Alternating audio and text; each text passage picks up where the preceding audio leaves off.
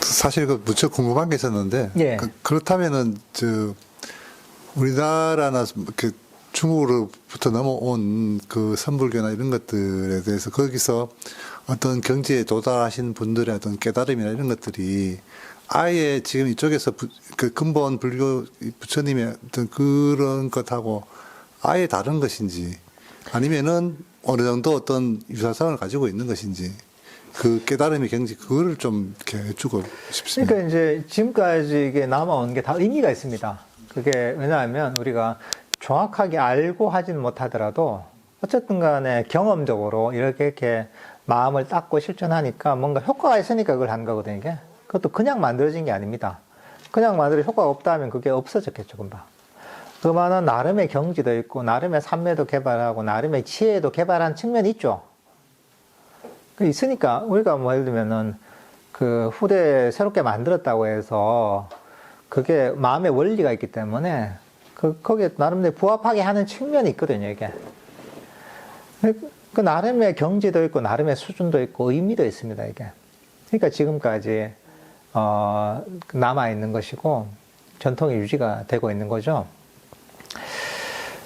그것을 부정한 건 아니지만, 하지만, 그걸 판단하는 기준을 달라지는 거예요. 판단하는 기준은 부처님의 근본 가르침을 기준으로 봐야 된다는 거죠. 그 경지를 그 자체에서 얘기하는 그 기준이 아니라 그 기준은, 판단하는 기준은 석가모니 부처님의 그 가르침을 기준으로 봐야 된다는 거죠. 그 가르침을 기준으로 봤을 때 그게 얼마만큼 부합하냐에 따라서 그게 그만큼 부합하는 부분이 많으면 많을수록 그게 훌륭한 가르침인 거죠. 근데 그게 아니라 만약에 많이 어긋난다 이러면 그만큼 이제 좀 문제가 있는 가르침인 거죠. 그러니까 어떤 방법을 하든지 간에 부처님의 근본 가르침이 기준이 돼야 되는 거죠. 방법들은 사실 여러 가지가 될 수가 있거든요. 그렇지만 부처님의 근본 가르침에 부합해야 되는 거죠. 그리고 수행의 측면에서 보면 수행의 기준은 8 정도가 기준이어야 됩니다. 8 정도를 정확하게 이해하고 8 정도의 기준에 부합해야 됩니다. 그래서 어떻게 수행을 하든 어떤 방편을 가지고 수행을 하든 화두를 들든 뭘 하든 염불을 하든 8 정도에 부합하게 해야 되는 거죠. 이게. 그렇게 하면 어쨌든 잘하고 있는 거죠. 근데 그게 아니라면 문제가 있는 거죠. 그러니까 사실은 그래서 이제 부처님의 근본 가르침을 기본적으로 이해하고 있어야 됩니다. 그래야지 내가 제대로 하고 있는지 안 하고 있는지를 알 수 있는 거예요. 그걸 모르면 기준이 없는 겁니다, 이게. 근데 개인적으로 좋다고 해서 좋은 게 아닙니다.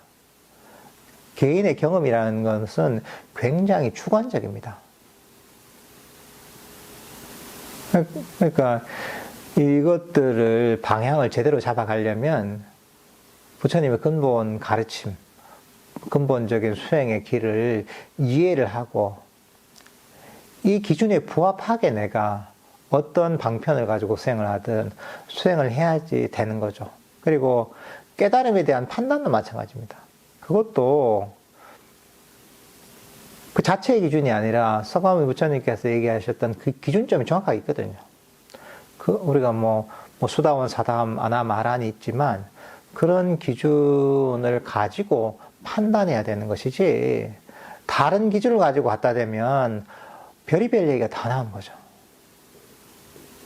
그래서 잘못 가게 되면 불교적인 깨달음이나 이런 거하고 전혀 관계없는 걸 가지고 깨달았다 하는 경우도 너무 많이 나게 되는 거죠. 예를 들면 불교적인 수행의 기준은 괴로움의 원인인 탐진치 소멸, 번뇌 소멸이 기준이 돼야 되는데 그게 아니라 어떤 경우에는 뭔가 이제 이치를 깨달아가지고 선문답을 잘해서 그 답을 잘하면 깨달은 것처럼. 예를 들면 그게 대표적으로 잘못된 겁니다. 어떤 것들 경계를 확인하는 걸 수도 있죠. 하지만 기준이 그게 되면 안 되는 거죠. 그래서 어떤 수행을 하든 사실은 부처님의 근본 가르침을 정확하게 알고 있어야 됩니다. 그렇지 않으면 내가 열심히 수행했는데 이게 불교 수행하고 전혀 관계없는 수행을 하는 경우도 너무 많습니다, 사실 이게. 왜냐하면 기준이 없으니까 이게. 그러니까 이런 부분들을 잘 좀 알고서 그런 것들을 판단해야 될 것 같습니다.